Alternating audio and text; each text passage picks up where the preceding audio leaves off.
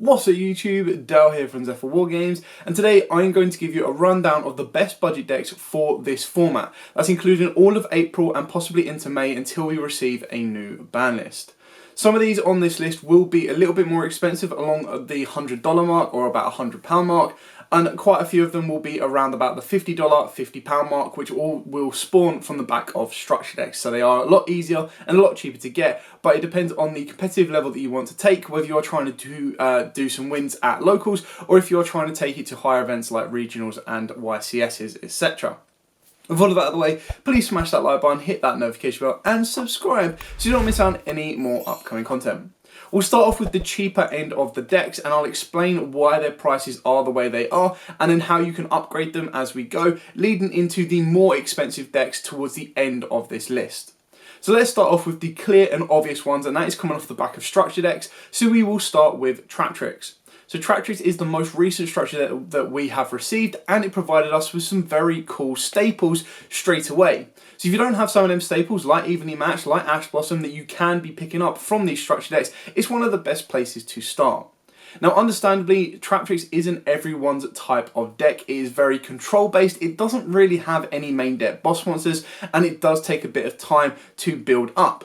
However, because it is just a trap deck, it is very simplistic to kind of play around with and learn a couple of upgrades. And then everything else that you do need to invest in comes a lot cheaper. You look at stuff like Parallel XZs, which is probably about £5 to £10 for a playset. Can be a little bit daunting if you've already spent anywhere from like $30 odd on the structure decks, but it's a very small price to pay in order to upgrade the deck and compete, as we've seen in many of videos on YouTube, with stuff like Pack's List as well. So continuing on with the structure deck kind of advantage, a full Traptrix kind of deck would probably set you back about £50, $50 give or take, depending on how much you want to invest into it. And you're almost there, to be fair. The only thing you'll probably be missing around that price mark would be a Zeus, and that's something that you can pick up a little bit later on as well, considering that its price is quite inflated at this moment in time. Moving on to the next structure deck. Now the next structure deck is a complete polar opposite to Traptrix and is a lot more aggressive, and that is of course Dark Worlds. Now Dark Worlds didn't come with as many staples as the Traptrix deck did, however the overall play style of the Dark World deck is a lot more aggressive. They don't really need to rely on many hand traps, and in regards to board breakers, you can buy a Traptrix deck and get the evenly matches from them, or you can go back to playing Book of Eclipse, which right now is probably one of the best kind of cards for this particular type of format, and is very cheap considering it came out in Tactical Masters as a rare. There are loads of those running around because a lot of people have been trying to invest into Labyrinths and of course into Runics as well. So Dark Worlds don't need a huge amount to invest to make them better. Obviously you might want to add a few more dangers, but it depends on your strategy whether you want to be playing it go first or go second. There are a lot of cheap cards like Salamander, Catalyzer, which came out, I believe, in Power of the Elements. It could be in Darkwind Blast, but it's just a common card that can help enhance the strategy of the Dark Worlds. They are basically a deck full of boss monsters that don't need to rely on the extra deck. However, if you wanted to invest more money into the deck, the extra deck is the first place that you will start when you're looking at stuff like Appaloosa, Skull Dread, and then some rank 8 plays in Hope Harbinger, which is very cheap following its reprint in Ghost from the Past 2. And then of course you do have other cards that you might want to look into if you want to play down the Dragulabon, OTK, Numeron Dragon route, or other options as well. Stuff like Muckcracker from the Underworld as well is something you might want to consider to look into, and Zelantis. Both of them sit at around about £10 per card. It's not something you need to go heavy on, so it's definitely something you can look into a little bit later on. The first option I advise you doing is testing these decks out and then go, okay, I like the dangers, or I know the dangers are a bit RNG, which is all about luck based, but they do enhance the deck strategy, and that's when I want to look into getting a Jackalope and possibly even a Danger Nessie just to kind of help enhance that. I've done loads of budget profiles on these particular lists. I will do a more recent one as well following this video so that you can all have demo lists that you can look at and go, okay, cool, I know what I kind of be looking for. I know where I can get the free structure decks and how else I need to build on top of that. Moving on to the last of the structure decks. Now this is probably the more expensive of the free structure deck involvements. However, because the structure decks are still in circulation and are still very easy to pick up, you still have a very good chance of being able to build a budget branded list. Now I know instantly a lot of you are going to go, whoa, what the hell, how are you supposed to play a budget branded list? Well, I've already got a list ready and set to drop with a very spicy tech in order to replace the Red Eyes Dark Dragoon, which is £25 straight away off the top of your budget. On top of that, the other cards that cost a bit of money are the Dust Dragon and of course Cartesia. Cartesia sits about £25 a copy, and then of course the Dust Dragon sits at about £10, maybe a little bit more. But you can bypass both of those with the addition of the Patchwork engine, and the amazing reprint that we got in Maze of Memories for the Guardian Chimera means that you get a very nice boss monster for the low price of about £10 to £12, depending on where you're purchasing that card from, and that is one of the bigger costs of the deck. Not to mention that the branded deck is going to get future support, and the other card you kind of want to be looking into will be the Despia cards. And because Alubra is technically on its 4th print, it's had its original secret, a prismatic secret from the tin, an ultra rare from Ghost from the Past 2, and of course the ultimate rare. The ultras are relatively cheap to pick up, around about £5 a copy at max. Depending on what type of friends you've got, they might be able to sort you out with those. And considering as well that if they're playing branded, they would have upgraded all the way to ulti, the ultras are always going to be a lot more accessible. I'm pretty sure last time I checked at YCS, even the secrets with the misprints on was something like £15 to £20 a copy. Not saying that that's what you want to aim for, but that would then dictate that the ultra rares are going to be a heck of a lot cheaper, and we might even get another reprint before that point. So like I said, I will go through a full list on each of these individual profiles so you can see exactly what you need. But just right now, I'm trying to explain why they are budget and what type of cards you can play in placement of the more expensive ones. So like I said, Cartesia, you replace it with the Patchwork engine. And then, of course, with Dragoon, you can place it with another spicy card that I want to save for the profile because, trust me, it is well worth the wait. So that's pretty much it for our structured deck decks. Now, obviously with a structured deck, you're always going to get a step ahead of everything else because you will get guaranteed staples, you will get cards that you may not need that you can then sell on and kind of recoup a bit of money to put back into the deck. If you're looking to build a deck from scratch and it doesn't have a structure deck, quite like these next decks that I'm going to be talking to about, they are a little bit cheaper to pick up because you can pick them up all in one go, but you might need to pick them up in pieces as well. So let's start with the cheapest one, and probably one of the most fun on this list, and that is of course Gate Guardian.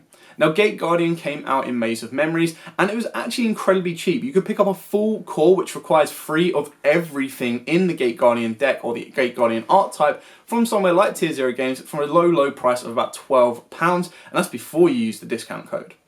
So a very cheap core to pick up. It's everything else that revolves around it that you're going to need to invest in.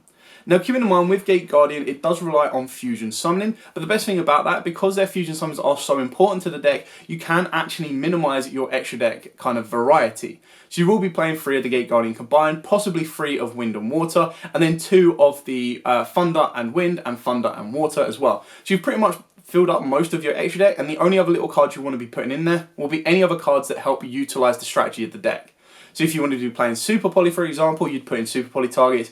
If you wanted to be putting in more generic rank 8 targets, rank 9 targets, even link 1 targets, then you can do. The most expensive component of a Gate Guardian deck that is being utilised right now is the Magician's Souls engine and, of course, the Elemental Hero Prisma engine. Now, the Prisma engine is a little bit cheap if you find the right rarities. I'm pretty sure Prisma has had a Super, a Common, a Gold and an Ultra Rare. The Ultra Rares are quite expensive right now, but you can pretty much pick up a playset of the Commons from the right person for about £10. Now, when you're only spending anywhere from £12 to £15 on a Gate Guardian core, and then all you're doing is spending possibly another £20 on the Prisma engine with a Hero Lives, and even get a fusion deployment thrown in, the only other big expense is going to be the Magician's Souls. However, the Magician's Souls and the Illusion of Chaos engine within the deck can be replaced with stuff like Foolish Burial of Goods in order to kind of get you more consistent searching, and then you want to be playing more of the Sacred Swords of Seven and more draw cards in order to kind of burn through and get your Kazujin, Suijin and Sangha pieces to the graveyard. Now, it's not a direct swap, but it is just a cheaper alternative, especially when you're going to be like, okay, well, I've bought an entire Gate Guardian core for like 15 quid, and then you're telling me I need to buy 3 Magician's Souls and 2 Illusion of Chaos. On average, that's going to take my overall price investment into this deck way above the 100 mark. So there are ways of making this deck cheap, competitive, because straight away the Kazujin and Suijin fusion monster is what makes the deck so incredibly powerful, and the Gate Guardian combined. Target and protection and spell and trap negation is pretty much what you're going to need in this current format, and that's why the deck is very good. Now, it's not as strong as some of the others on this list, especially when you're building off the back of the structure deck, but it's still a very good deck to be considering. Speaking of a very good deck for this format, which is incredibly fun and very, very cheap, let's talk about ninjas. Now, ninjas are incredibly powerful this format purely because of all of the new support that it has received. Its consistency level has gone through the roof, not to mention its capabilities of being able to flip cards face down and utilize cards such as Book of Moon and Book of Eclipse to not only their advantage to provide the deck itself with more synergy and benefits, but also to disrupt probably one of the most powerful decks around right now, and that is Kashtira's. Now, obviously, the downside for something like ninjas is that it does have like okay matchups against other meta decks, and its strength really does come down to facing specifically Kashtira's. So it's great when a £40 deck in ninjas can topple a £300 deck in Kashtira's, but do not be surprised if a ninja deck will struggle against a Dark World deck, depending on how it kind of comes out. The ninja does have a very good balance between control and aggression, and the best thing about ninjas is it does have a card in the form of Maizen that allows the ninjas to attack directly, meaning you can just basically jump over all of your defense position opponent's monsters and attack directly. So very, very good to help you instigate OTKs, very good control bases, and I have done budget profiles on the list as well, so you can kind of see what you can be working with and how you want to adapt them. Now we're going to start moving into more expensive investment. Now these are probably the top 3 decks of this list, but they do require the most investment. Now Branded is still incredibly good, and I do regard that as probably the strongest of all of them as an all-round deck that can have good matchups against everything. And then you've got Ninjas if your locals is always going to be Kashtira's. You've got Traptrix if you don't mind playing a control style deck and like your locals is not prepared for it. So the remaining 3 decks are as follows. This is where your budget does go a little bit towards the £100, if not a little bit over mark. So we're going to start off with Rikka Sunavalon. Now before you go, whoa, Rikka Sunavalon involves the Firion engine, which is incredibly expensive. Of course, in this particular version, we are not going to be using the Firion engine. Now the difference with your using the Firion engine in a Rikka deck and not using it in a Rikka deck is it doesn't give you as much of an Omni-Negate or consistency to play through stuff like Nibiru's and everything else. The deck is still incredibly powerful. Their field spell, Rikka Konkon, to be able to tribute one of your opponent's monsters is insanely powerful.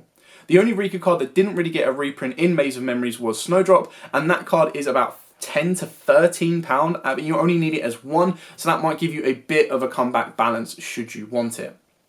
Rikka Sunavalon is an incredibly powerful deck. It did recently get like 3 top 64s at YCS London, which is insanely impressive, and the deck is very, very good.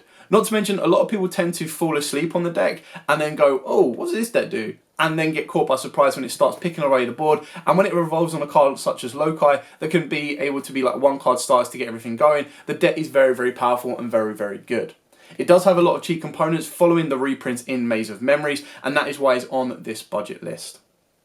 Moving on to the next one. Now this is probably the second most expensive, but depending on where you're getting it from and how many cards you're going to try and pick up for it, it can be very, very good. And that is of course Mathmech.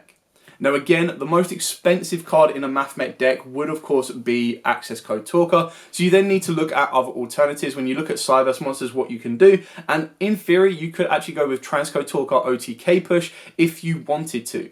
Not to mention that a lot of the Mathmech strategies is going to revolve around Heat Soul, and then of course the Super Fractorial to rip cards from your opponent's hand and cause more interruptions and disruptions while drawing into all of your hand traps of Nibiru, Ash Blossom, Veiler, Ghost Bell, you name it. Now obviously with a deck like this you do play a lot of hand traps, and that's where it's going to get a little bit tricky to compile this deck together. Quite like the Rikka Sunavalon deck, which probably tilts just over the £100 mark or just below it. This deck as well, depending on the rarities you want to get, whether you want secret rarities, I advise you go for the lowest rarities possible. You're going to be teetering on the edge of about £100 at max, depending on how many of each card you're going to go for. Keeping in mind that Circular and Diameter, which are both the main kind of cards that let the deck operate, and Sigma, are a little bit, well, more recently printed, but a little bit more difficult to find. That's where you're going to struggle to kind of put this deck together. But it still falls, in my opinion, around the budget mark. It still has incredibly good matchups. And again, it did very, very well at YCS London in main events and side events, purely because of something like a Heat Soul gives you very, very good draw capabilities. And that is going to be allowed you to utilize most of the hand traps in the game.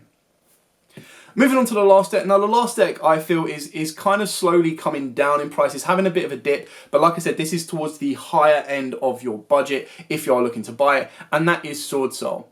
Now I feel Sword Soul are kind of in a good place that if you are able to pick it up cheap enough, the deck can still compete at the highest level. I'm pretty sure a Sword Soul got into the top 64 of YCS LA, and the deck is still very, very good. The issue is when you're trying to look online, it's a lot of Sword Soul as its own little component and then Tenyi as another little component. So there's two different components you need to buy and pull together.